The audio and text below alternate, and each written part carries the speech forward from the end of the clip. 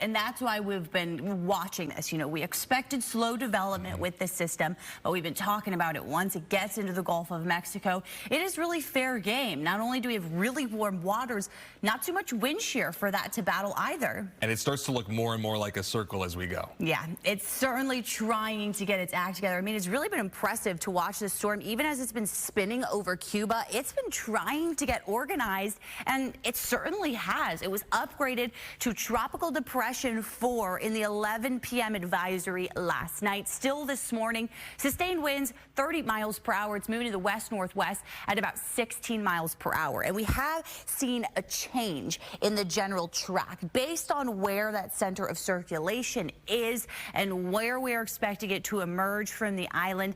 We have seen this track shift a bit farther to the west. Originally, we were looking at this to kind of curve to the northeast right around Tampa Bay.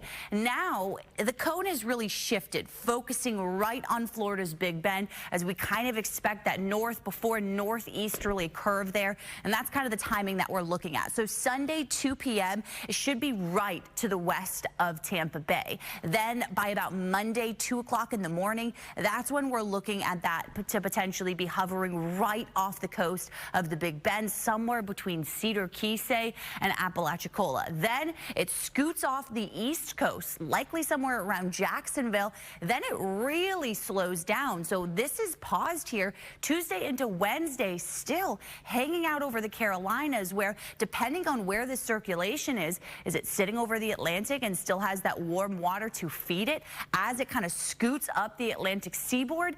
That would not be a very good situation early next week for the Carolinas. So on high alert, not just here in Florida, but across the southeast, expecting some impacts there.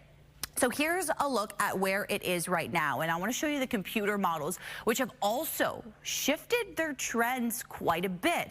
Again, we saw that curve happening much further to the south, which originally would allow for a weaker system. Of course, that interaction with land further along the southwest coast, that would cause it to weaken quite a bit sooner. Now we're expecting that to track really parallel to the west coast, likely making landfall somewhere in the panhandle. Of course, that would offer more room for strengthening. We still expect it to stay a tropical storm as it tracks through the Gulf of Mexico, but we're keeping a close eye on the trends and how they may change in the next day or so. Once that center of circulation gets into the Gulf of Mexico, we'll get a lot better of an idea of how that system is going to be able to organize itself and develop in the next day or so. Here's a look at our storm surge watch. Extends from the Big Bend just to the south of Fort Myers, right around Bonita Springs is where that cutoff is. So this is what we're looking at for our storm surge forecast. It's going to be highest up across the eastern Big Bend, 3 to 5 feet of storm surge there, and all across the Tampa Bay area to Bonita Springs. We're talking up to 4 feet of storm surge to be possible. So coastal flooding and the storm surge going to be a big impact. Look at all of the rain, though. Regardless of the exact landfall this takes, we are looking at the potential for about 4 to 8 inches of rainfall to be possible here around the Bay Area, up into the Nature Coast and the Big Bend. So flash flooding and heavy downpours going to be the biggest threat, but we still are talking about the potential for about 50 to 60 mile per hour wind gusts. That's going to continue, I would say, most of Sunday morning, Sunday afternoon. So those winds are going to be howling.